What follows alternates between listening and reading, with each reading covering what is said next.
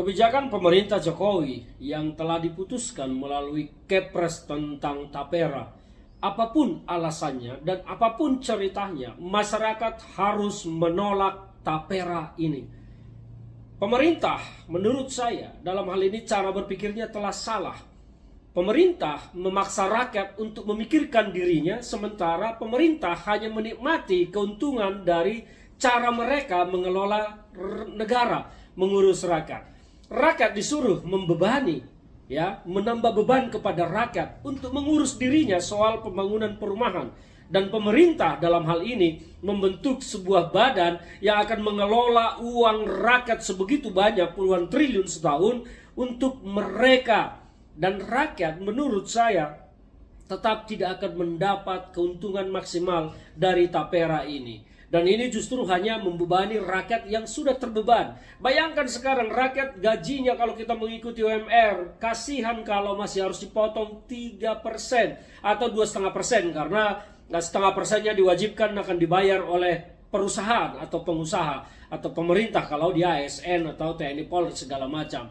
Dan ini adalah kebijakan yang menurut saya memberatkan. Kebijakan yang tidak punya landasan akal pikir yang sehat. Kalau meminjam istilah Rocky Gerung, ini adalah kebijakan yang dungu. Maka saya pikir masyarakat harus menolak ini. Buruh, semua pekerja harus menolak kebijakan ini, karena landasan berpikirnya saja sudah salah. Seharusnya yang benar itu adalah pemerintah yang berpikir bagaimana menyediakan perumahan bagi rakyat melalui APBN. Bagaimana caranya? Tidak sulit sebetulnya kalau negara ini mau bekerja bersih, mau membersihkan korupsi di semua lini. Kalau hanya untuk membangun sekitar dengan rencana 100.000 rumah setahun, saya pikir itu tidak sulit. Sangat bisa kalau kita mengandalkan BUMN kita, daripada BUMN kita ini uangnya habis dikorupsi triliunan rupiah. Kenapa itu tidak dipaksa bekerja bersih dan uangnya digunakan untuk membangun perumahan rakyat? Maka saya berpikir bahwa pemerintah harus mencabut kebijakannya, membatalkan kebijakannya tentang Tapera.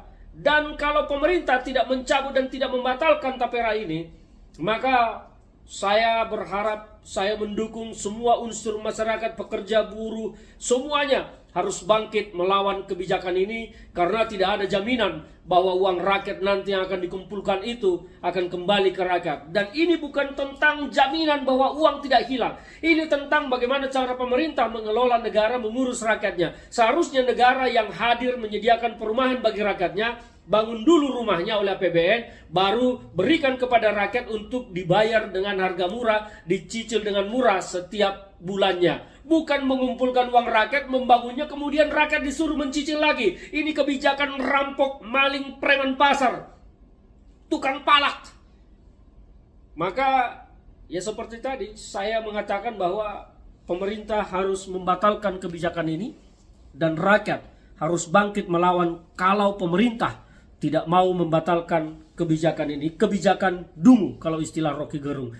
Saya bingung melihat kebijakan Jokowi ini di akhir jabatannya masih berani mengeluarkan kebijakan yang jangka panjang.